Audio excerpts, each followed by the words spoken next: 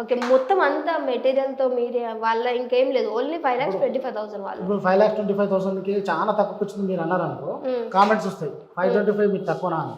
అవునండి. మాదాపూరు ఇక్కడ ఈ ఏరియాలో అది చాలా తక్కువ. అంటే ఇక్కడ కాస్ట్లీ కదా, వాళ్ళు ఇది బిల్డింగ్ ఓనర్ అయినా అవును. ఈ ల్యాండ్ వాల్యూ ఎంత, చాలా ఉంటుంది. బిల్డింగ్ వాల్యూ ఎంత, క్రోర్స్ లో ఉంటుంది.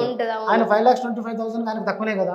లేని వాళ్ళందరూ మీకు 525 మీకు తక్కువ అని మనం ఎవరు తక్కువ చేసి చేయట్లేదు, ఆయనకైతే తక్కువనే కదా. సో ఇప్పుడు ఒకవేళ వేరే వాళ్ళు మన దగ్గరకు వచ్చి ఇలానే కావాలి అంటే వాళ్ళకి తగ్గ బడ్జెట్ లో చేసేవచ్చు మేడం. ఇది పెద్దగా ఉంది, ఇది 14/23 అంటే పెద్ద సైజు.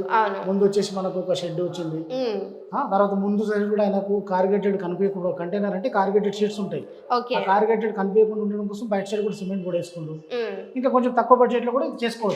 సో ఇది ఫ్యూచర్ లో ఏమి ఇబ్బంది ఉంటుందా ఇంటికి? ఏమి ఇబ్బంది ఉండదు మేడం. మీకు పెయింట్ మెయింటెనెన్స్ చేసుకున్నందుకు 15, 20 years 30 years కూడా ఉంటుంది.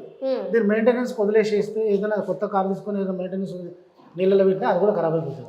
మనం మెయింటెనెన్స్ చేసుకుంటాం. పెయింట్ మెయింటెనెన్స్ అంటే పెయింట్ మెయింటెనెన్స్ రెగ్యులర్ గా శుభ్రం చేసుకుంటూ పెయింట్ వేసుకుంటుంటే 15-20 సంవత్సరాలైనా కూడా ఓకే. అందరికున్న డౌటే అది, వర్షాకాలంలో సమ్మర్ లో ఇబ్బందులు ఉండవా అనేది. ఏముండవు మేడం. ఏముండవు. ఇప్పుడు పెయింట్స్ అయితే ఊసిపోతుంటాయి కాబట్టి పెయింట్ ఇంటికైనా కూడా నువ్వు బిల్డింగ్ కట్టినా బిల్డింగ్ కూడా 2 సంవత్సరాలు 3 సంవత్సరాలు పెయింట్లు వేసుకుంటూ ఉంటాం, దీన్ని కూడా వేసుకుంటుండాలి అంతే.